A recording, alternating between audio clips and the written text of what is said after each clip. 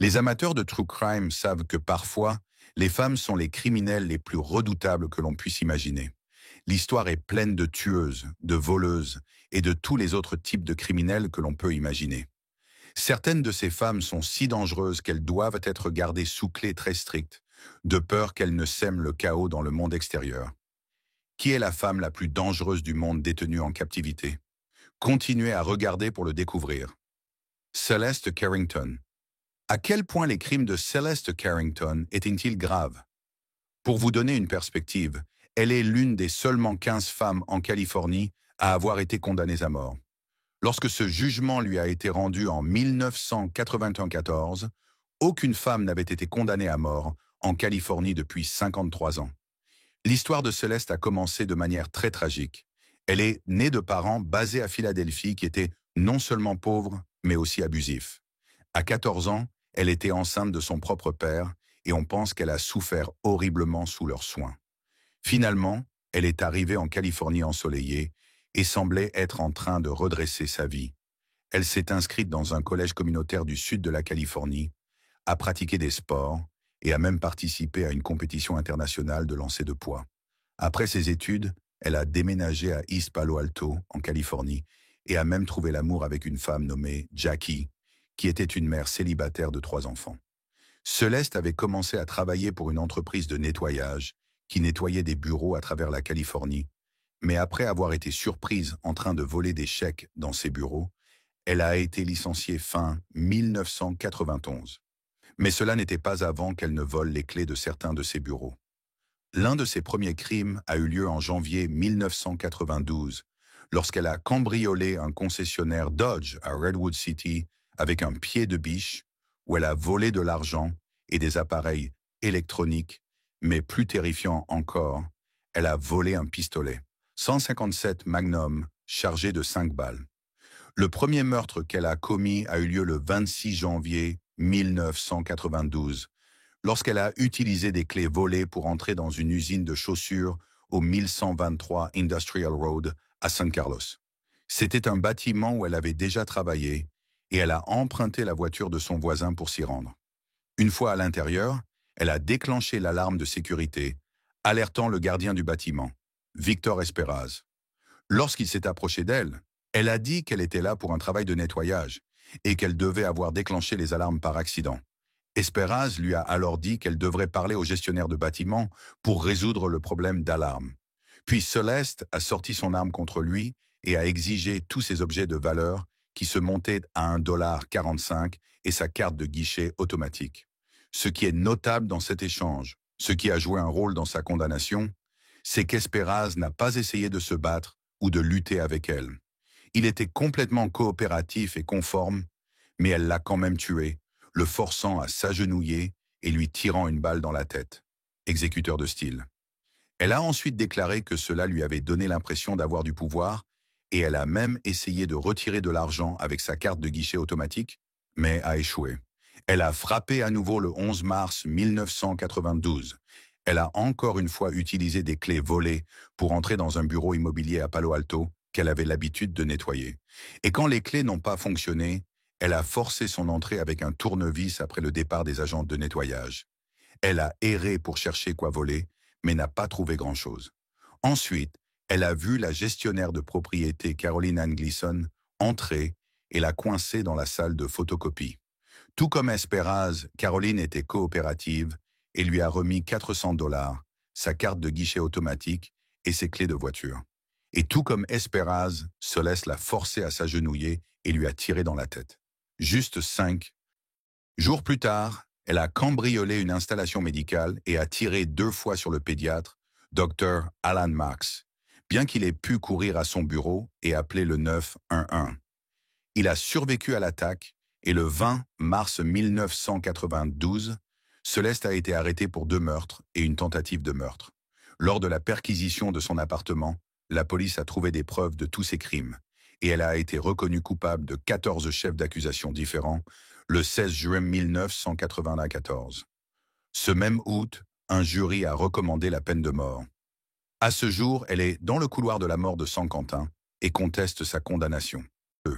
Johanna Christine Dennehy, Nous savons déjà beaucoup de choses sur Celeste Carrington, qui volait principalement pour obtenir de l'argent pour elle-même et sa petite amie.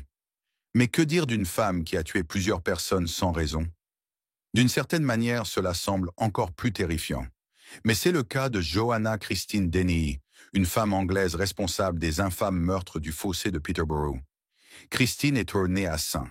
Alban, dans le Hertfordshire, mais a quitté son foyer à 16 ans pour s'enfuir avec son petit ami plus âgé. Après avoir eu 2 enfants avec cet homme, elle a perdu la garde de ses enfants en raison de sa consommation d'alcool, de l'usage de drogue et de ses comportements autodestructeurs. Les abus mentaux étaient une torture pendant 5 années consécutives, vraiment. Je veux dire, là où je vivais, c'était vraiment une torture. Parce que pendant 5 années consécutives, c'était la torture. Chaque jour, c'était quelque chose de nouveau, et cela progressait à partir de l'alcool qui l'a poussée à se mutiler. Elle a ensuite déménagé à Peterborough, où elle a commencé sa série de meurtres. La première de ses victimes était un homme de 31 ans, nommé Łukasz Slabosewski. Ils se sont liés d'amitié autour d'un amour pour l'alcool et les drogues, et ne s'étaient rencontrés que quelques jours avant qu'ils ne viennent la voir dans une autre maison que son propriétaire possédait. Ensuite, entre le 19 et le 29 mars 2013, elle l'a poignardé au cœur et a mis son corps dans une benne à ordures. Après avoir eu un goût pour le meurtre, elle est passée à d'autres victimes. La suivante était John Chapman, un homme de 56 ans, qui était l'un de ses colocataires. Tout comme avec Łukasz, elle l'a poignardé puis a jeté son corps dans un fossé à l'extérieur de Peterborough. Après avoir tué son colocataire, la prochaine étape était, évidemment, de tuer son propriétaire, avec qui elle couchait également. Mais leur liaison n'a pas suffi à épargner Kevin Lee, 48 ans, qui a également subi le traitement au couteau et a été jeté dans un fossé. Pour un peu de drame, elle lui a fait porter une robe noire avant de le tuer et a positionné son corps sans vie de manière suggestive. Maintenant, vous vous demandez peut-être comment elle a pu tuer plusieurs hommes adultes. La vérité, c'est qu'elle a été aidée par Gary Stretch Richard, 47 ans, et Leslie Layton, 36 ans. Tous deux ont ensuite déclaré qu'ils avaient peur d'elle, ce qui explique pourquoi ils ont coopéré. Même avec 2 meurtres à leur actif, le gang n'était pas encore fini. Après avoir jeté le corps de Lee, ils ont conduit jusqu'à la ville de Hereford, espérant trouver plus de personnes à poignarder. Ils ont eu de la chance et ont repéré John Rogers et Robin Bereza qui promenèrent leurs chiens. Bereza a été poignardé à l'épaule et à la poitrine, et Rogers a été poignardé 40 fois. Petit aparté, le duo a ensuite volé l'un des chiens de la victime. Heureusement, une ambulance est arrivée à temps et les 2 hommes ont survécu. Et comment a-t-elle été arrêtée? Après avoir tué son amant propriétaire, sa famille a signalé sa disparition et elle est rapidement devenue une personne d'intérêt dans son affaire après la découverte de son corps. Elle aura été convoquée pour un interrogatoire par la police, mais s'est enfuie avec ses complices.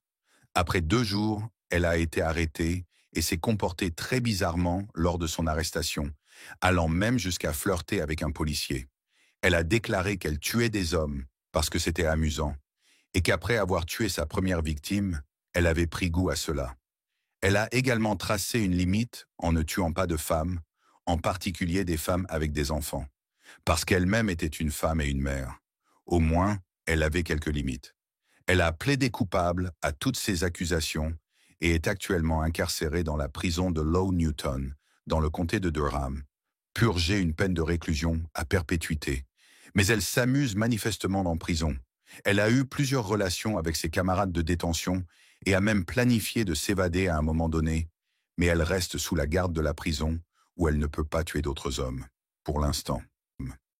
Rebecca Butterfield. Rebecca Butterfield a été qualifiée de l'une des femmes les plus dangereuses d'Australie et a été maintenue en prison pendant des années parce que les autorités craignent ce qu'elle fera si elle sort. Comment a-t-elle acquis une réputation aussi terrible? Eh bien, même avant de devenir une meurtrière infâme, elle avait constamment des démêlés avec la loi. En 1997, elle a été emprisonnée pendant 1 an après avoir poignardé un chauffeur de taxi au lieu de payer sa course. 3 ans plus tard, elle s'est retrouvée de nouveau en prison après avoir poignardé un voisin qui tentait de l'empêcher de se blesser. Elle a été condamnée à la prison et a ensuite commis son crime le plus grave jusqu'à présent. En 2003, Elle a poignardé une camarade de cellule avec un couteau de cuisine 33 fois, la tuant. Les blessures étaient si horribles qu'elles ont été trouvées sur chaque partie de son corps. Pour ce crime, elle a été condamnée à 12 ans de prison, ne devenant éligible à une libération conditionnelle qu'après 7 ans. Elle n'a finalement pas obtenu de libération conditionnelle, et même si sa peine aurait dû prendre fin il y a des années, les procureurs continuent d'obtenir des ordonnances de détention continue à son encontre. En gros, ils ont convaincu un juge qu'elle devait être maintenue en prison pour le bien du public à 3 reprises. Mais comment? En termes simples, elle est aussi violente qu'elle l'était au moment où elle a commis ses crimes. Alors qu'elle était en prison pour avoir tué sa camarade de cellule, elle a attaqué à la fois des gardiens de prison et des médecins qui tentèrent de l'aider.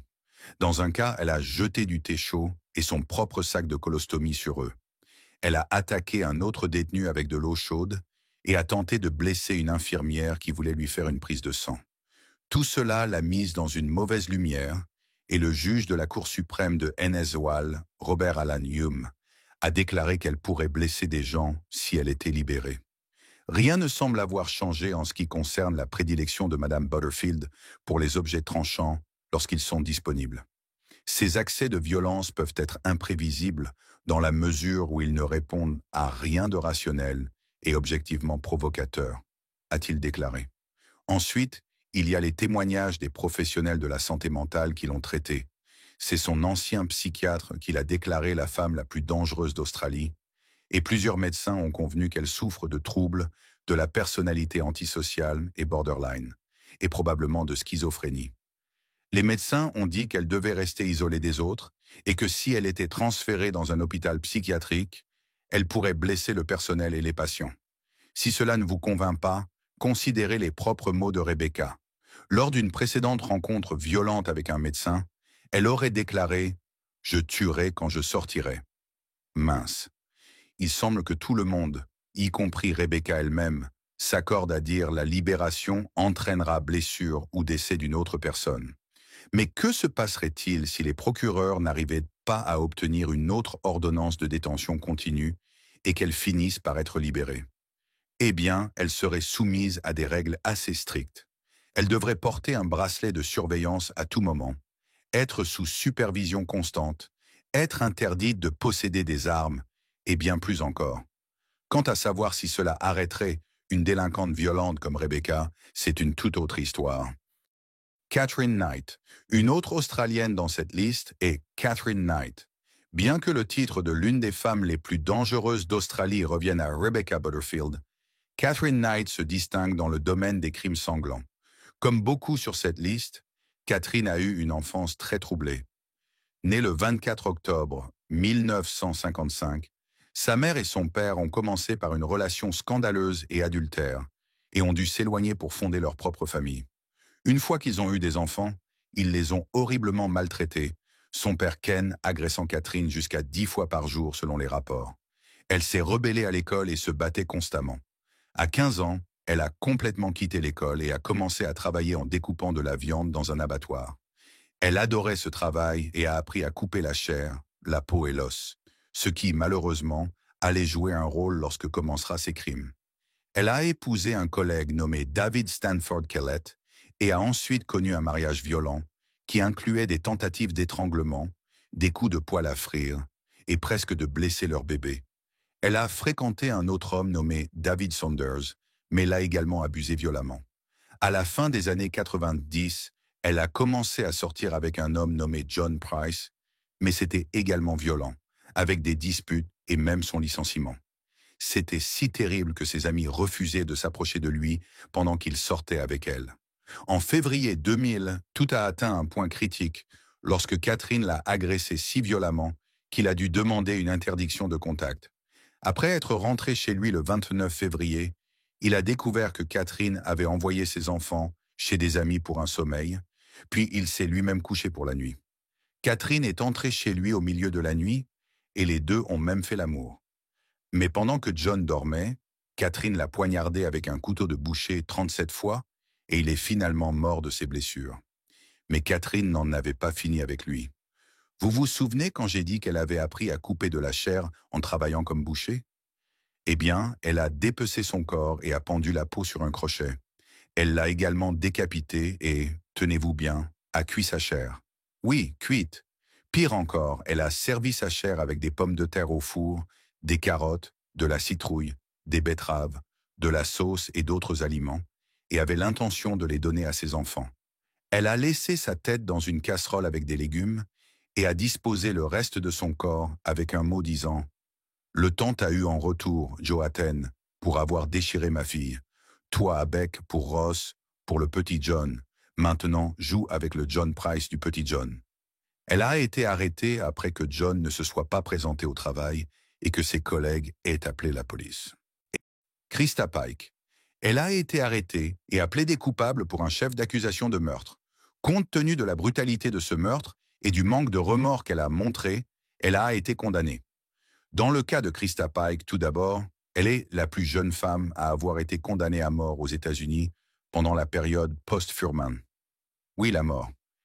Et elle n'avait que 20 ans lorsque ce jugement a été prononcé et 18 ans lorsqu'elle a commis son crime. Qu'est-ce qu'une jeune femme de 18 ans aurait pu faire pour mériter la peine de mort? Pike a eu une enfance plutôt difficile et a abandonné le lycée, mais elle a rejoint un centre de formation professionnelle à Knoxville, Tennessee, pour tenter de changer sa vie. Elle a même trouvé un petit ami, et tous deux passaient leur temps à lire des sujets sombres comme l'occultisme. C'était une relation chaotique, faite en enfer, jusqu'à ce que Pike entende dire que sa camarade de 19 ans, Colin Slemmer, essayait de lui voler son petit ami.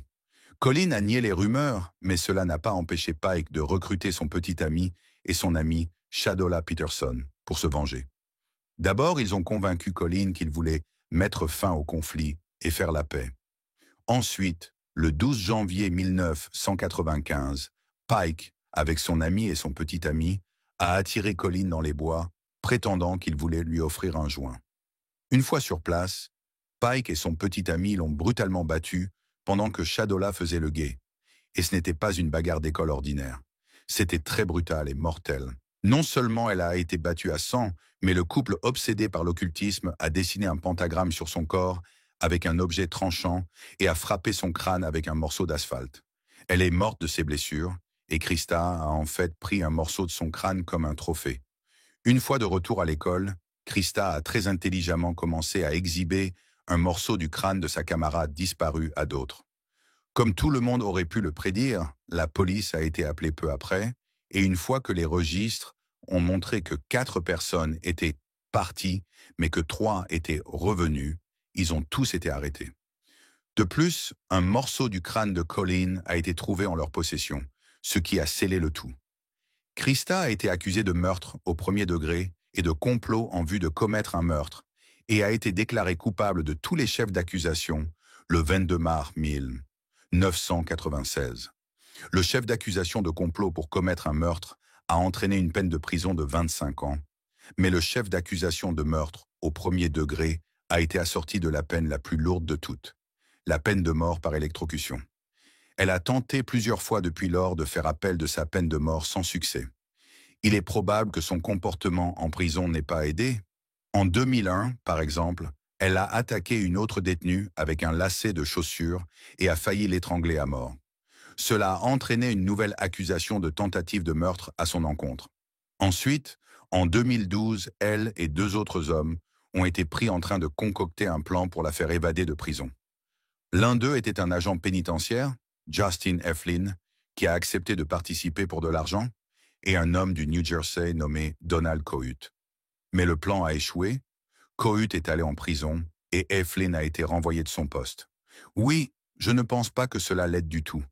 À la date de cette vidéo, les procureurs essaient de choisir une date d'exécution pour elle, et ses avocats tentent de plaider sa cause. La seule femme dans le couloir de la mort du Tennessee demande aux tribunaux de reconsidérer sa peine de mort. Krista Pike a été condamnée en 1996. Elle et 2 autres personnes ont torturé et tué Colin Slemmer, âgé de 19 ans. Si cela échoue, elle fera l'histoire en tant que première femme exécutée dans l'État du Tennessee en plus de 200 ans. Numéro 6, Anna-Marie Hernandez. La prochaine femme sur la liste a reçu le titre de « La Muñeca de la poupée » en raison de sa beauté saisissante et de son style de vie luxueux. Mais ne vous laissez pas tromper par son apparence. Elle a la réputation d'être une trafiquante de drogue impitoyable et dangereuse. Peu de choses sont connues sur sa vie précoce, mais ce que nous savons, c'est qu'après qu'Anna Marie Hernandez a épousé Daniel Ledesma, un inspecteur des douanes et de la protection des frontières à El Paso, Texas, elle a commencé sa carrière dans le monde criminel. Le couple a également commencé à travailler pour un cartel de drogue lié au cartel de Juarez et aurait apparemment eu des relations avec El Chapo. Entre 2005 et 2006, le couple a reçu jusqu'à 100 000 dollars en pots de vin pour permettre aux trafiquants de cocaïne de faire passer leurs produits à travers les frontières. Ils indiquaient au cartel quelle route ils pouvaient traverser en toute sécurité pour introduire leur drogue illégale aux États-Unis. Anna a même poussé les choses plus loin en transportant certaines de ces drogues illicites vers des villes américaines comme Chicago, Miami et Saint-Louis. Parce qu'elle était belle et semblait appartenir à la classe supérieure, l'idée était qu'elle ne susciterait aucune suspicion. Mais toute chose doit avoir une fin. Et finalement, les autorités ont pris connaissance de ce qu'il faisait. Elle a été arrêtée. Et en 2010, elle a plaidé coupable de complot pour importer une substance contrôlée et de complicité dans le versement de pots de vin à un fonctionnaire public. Elle a été condamnée à 10 ans de prison, mais a essayé d'échapper à cette peine.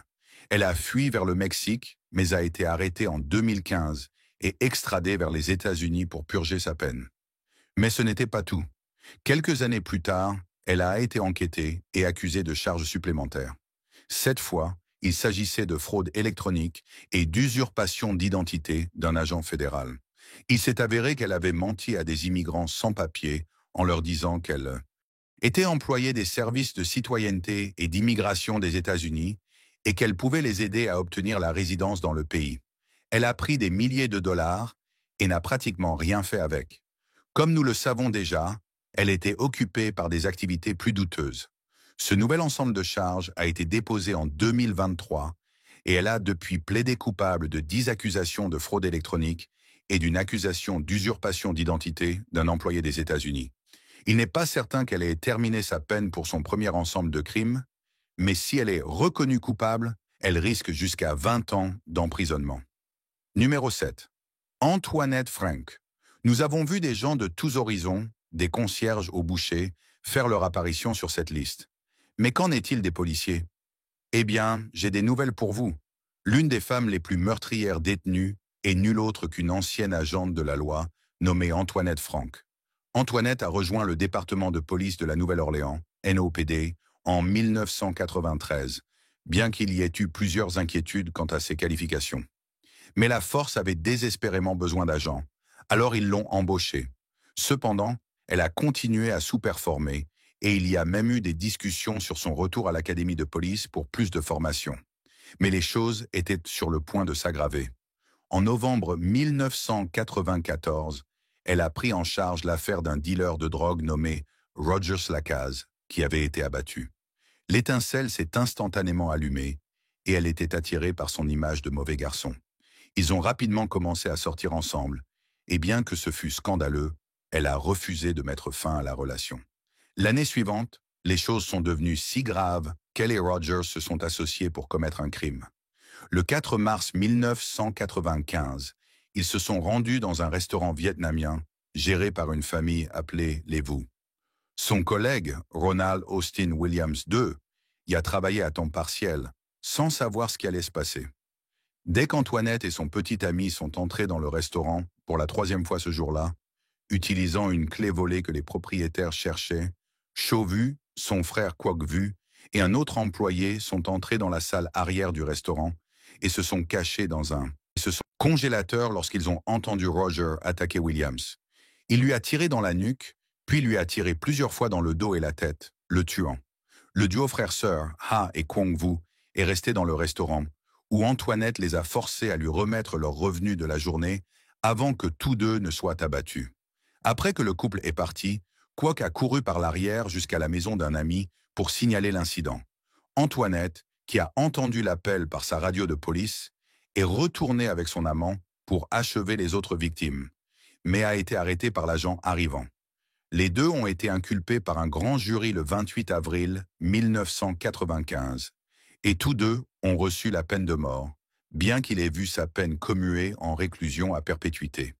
Elle reste dans le couloir de la mort à ce jour et est la seule femme dans l'État de Louisiane à avoir reçu cette peine. Emma Coronel Aispuro, d'Anna Marie Hernandez à Antoinette Frank, nous savons à ce stade que les femmes ont commis des actes mortels par amour, mais peu ont poussé cela aussi loin qu'Emma Coronel Aispuro, la femme de Joaquin Guzman, mieux connue sous le nom d'El Chapo. Emma a grandi aux États-Unis et était la fille de l'un des principaux adjoints d'El Chapo, une beauté saisissante depuis sa jeunesse. Elle était une reine de beauté adolescente, et c'est lors d'une fête pour l'un de ses concours qu'elle a rencontré El Chapo et s'est fiancée le jour même. Les deux se sont mariés et ont eu des jumelles en 2011, bien qu'il ait omis leur certificat de naissance parce que les États-Unis avaient mis une prime sur sa tête. 3 ans plus tard, son mari a été arrêté après une chasse à l'homme de 13 ans pour son rôle dans la supervision de l'un des cartels de drogue les plus puissants et brutaux au monde, censé avoir introduit plus de 1000 tonnes de cocaïne, marijuana, méthamphétamine et héroïne aux États-Unis.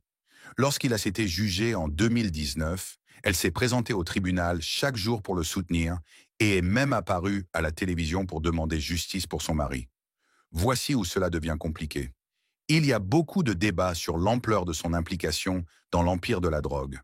On pense que lorsqu'il a été envoyé en prison, elle a transmis des messages et des ordres de sa part à ses adjoints et a maintenu le cartel de drogue en activité. Et lorsque El Chapo a réussi à s'évader de prison, il a été dit qu'elle avait envoyé des messages pour organiser son évasion et ses tentatives de fuite. Même si elle n'envoyait pas ces messages en son nom, il est peu probable qu'elle n'ait rien su des activités de drogue de son mari, comme elle a tenté de le revendiquer par le passé. Finalement, elle a plaidé coupable de conspiration pour distribuer de l'héroïne, de la cocaïne, de la marijuana et des amphétamines pour importation illégale aux États-Unis, de blanchiment d'argent et de participation à des transactions avec des trafiquants de drogue connus. Elle a été condamnée à 3 ans de prison au Centre médical fédéral Carswell. La femme du célèbre baron de la drogue mexicain Joaquin El Chapo Guzman a été condamnée à 3 ans de prison pour son rôle dans l'aide à son cartel de drogue de Sinaloa. Emma Coronel Aispuro a plaidé coupable en juin à des accusations allant de la conspiration à la distribution illégale de drogue. Bien qu'elle ait été libérée en 2023, il a été confirmé qu'elle ne fera face à aucune accusation au Mexique, où elle réside maintenant avec ses filles. Et même si son mari reste en prison de haute sécurité, on croit qu'elle joue toujours un rôle dans le cartel. Rachel Fitzner. Commencer un meurtre est déjà assez grave, mais c'est une toute autre histoire quand une femme tue son propre enfant. C'est exactement ce que Rachel Fitzner, une femme australienne, a fait en 2007. À l'époque, Rachel avait 3 enfants avec différents pères, mais sa relation avec Paul Shillingsworth, le père de son fils Dean, était particulièrement troublée. Elle a avoué qu'il l'avait menacée, ce qui a affecté sa relation avec le petit garçon. Elle était connue pour être agressive et négligente envers Dean, ce qui a conduit son père à demander la suppression de sa garde. Le 11 octobre 2007, le jour où elle a officiellement perdu la garde de son fils, elle l'a tué. Il n'avait que 2 ans à l'époque. Elle a ensuite dit à sa mère qu'elle avait étouffé son fils et qu'elle l'avait fait tourner en le tenant par son sweat à capuche. Pendant qu'elle faisait du mal au garçon, elle a libéré toute sa rage contre son père, disant « Je continuais à voir son père et je ne pouvais pas m'empêcher ». Finalement, le petit Dean est mort d'asphyxie et elle a tenté de dissimuler son crime. Elle a enveloppé son corps dans des sacs en plastique et l'a mis dans une valise écossaise. 6 jours après sa mort, le corps de Dean a été découvert par des enfants du coin dans un étang de Mandurama Reserve à Ambervale, Nouvelle-Galles du Sud, Australie. Il était déjà en décomposition, mais sa découverte a amené la police à se concentrer sur sa mère. Le 18 octobre, les autorités lui ont rendu visite pour l'informer qu'elle devait remettre Dean à sa grand-mère. Elle a menti en disant qu'elle l'avait déjà donné au département des services communautaires de Nouvelle-Galles du Sud. Mais une fois que cette histoire s'est effondrée, elle a été arrêtée. Elle a plaidé coupable de son meurtre et a été condamnée à au moins 19 ans et 2 mois de prison. Pendant qu'elle était punie par la loi, elle a également été rejetée par la communauté. Un hôtel a été érigé en l'honneur de Dean, près de l'endroit où il a été trouvé, et des membres de la communauté ont laissé des jouets et des fleurs pour lui. Lorsque Rachel a essayé de visiter les lieux, la foule l'a injuriée. C'était une foule en colère, au point où des gens criaient des obscénités et des menaces, et le bruit devenait de plus en plus fort. Et nous marchions en fait, si vous pouvez imaginer, marchant dans l'obscurité vers le lac, et derrière nous dans l'obscurité nous pouvions entendre les voix, nous pouvions entendre la foule crier. Mais malgré étant universellement condamné, Rachel a maintenu que son fils lui avait pardonné et qu'il était maintenant en paix, disant « Dean me pardonne.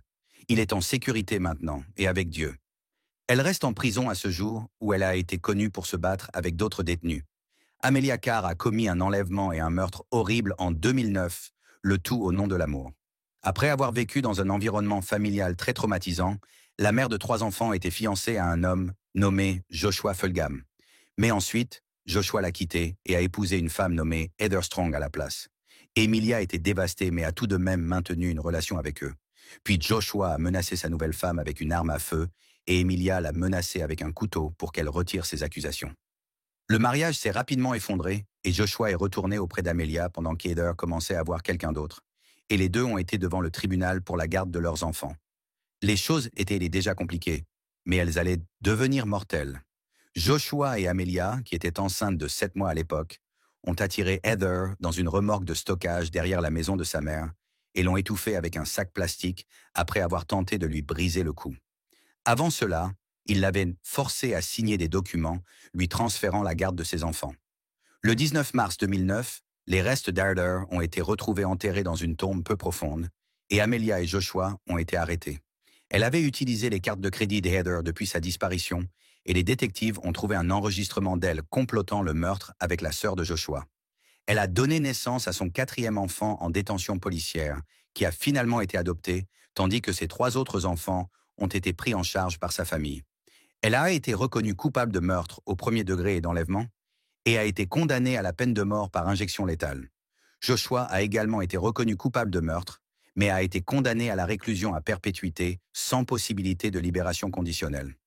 Les 2 décisions ont été prises assez rapidement, et les tribunaux ont réaffirmé qu'il s'agissait d'un cas de amant jaloux qui avait choisi les options les plus meurtrières. Cette affaire concerne un triangle amoureux entre la victime, Heather Strong, son mari éloigné, Joshua Fulgham et l'accusé.